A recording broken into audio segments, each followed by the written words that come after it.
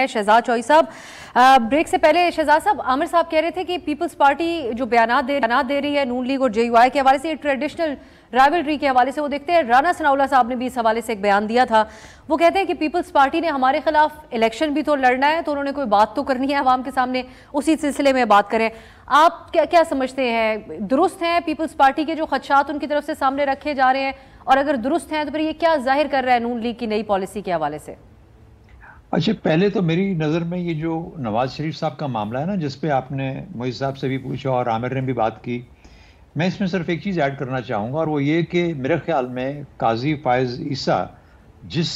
Level پہ لے کے گئے ہیں اپنی اس ٹینیور کا جو سٹارٹ کیا انہوں نے، اس کے لیے جو سب سے بڑا قاضی صاحب کے لیے جو سب سے بڑا امتحان ہوگا وہ نواز شریف صاحب ہی ہوں گے۔ یعنی نواز شریف صاحب کا معاملہ جس طرح سے قانونی الجھنوں کا شکار ہے اور بے شمار الجھنوں کا شکار ہے، کہ ان کو ریزالو کرنے کے لیے اگر یہ معاملہ کبھی سپریم کورٹ میں آئے گا، اور مجھے لگتا ہے کہ آئے گا، تو قاضی فائز عیسیٰ صاحب کا جو لٹمس ٹیسٹ ہے ان کی لیگیسی کا، وہ یہ نواز شریف صاحب ہوں گے۔ تو کہنے کو تو ہم یہ سب سمجھتے تھے اور کہتے تھے کہ یہ ان کی کوئی جو الائنمنٹس ہیں وہ کچھ اس طرح مل رہی ہیں، نظر آتی ہیں، گو کہ میں ہمیشہ کبھی کہتا رہا ہوں کہ کوئی جو جج ہوتا ہے وہ ہمیشہ اپنے طور پہ اس طرح نہیں سوچتا، لیکن بہر صورت اگر یہ چیز ان کے سامنے آ جاتی ہے تو مجھے لگتا یوں ہے کہ قاضی فائز عیسیٰ صاحب قانون اور آئین سے بالکل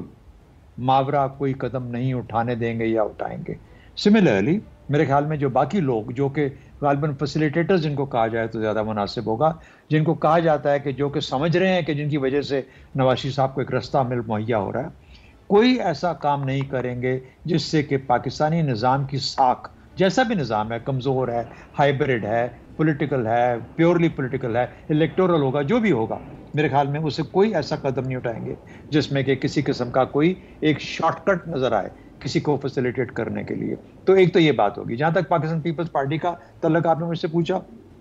یا for that matter J U I F وغیرہ، کہ کس کی بات کر رہے ہیں، کیوں کہہ رہے ہیں، کس لیے، میرا اپنا خیال یہ ہے کہ ہر کوئی یہ چاہتا ہے کہ جس قسم کی مشکلات ہیں اس سے نکل کے، یعنی نکلنے کا راستہ ایک ہی ہے کہ ایک کمبائنڈ کمپوزٹ ایفرٹ کی جائے، جس کا کہ مجھے زیادہ رجحان نظر آتا ہے۔ اب کچھ لوگ اس کو ہائیبرڈ نظام کہتے ہیں، پچھلے 5 سال سے چل رہا ہے وغیرہ وغیرہ، ابھی بھی اس کے ساتھ کچھ پرتاؤ ہے، لیکن کہنے کا مطلب یہ ہوا کہ وہ کمپوزٹ نظام کی بنیاد جو ہے، جو لیڈرشپ ہے، وہ ایک ریپرزینٹیٹیو گورنمنٹ کے ہاتھ میں ہونی چاہیے، جو کہ پاکستان کا، جمہوریت کا اور عوام کا ایک حق ہے۔ تو اب وہ کس طرح سے آئے گی؟ الیکشنز کے ذریعے آئے گی۔ الیکشنز میں نواز شریف صاحب اگر نہیں بھی آتے تو کیا اس کا مطلب یہ ہے کہ پاکستان کے اندر سیاستدان ختم ہو گئے؟ میری نظر کے اندر تو 2017 کے بعد، جب یا 2016 یا 17 میں جب ان کی، تو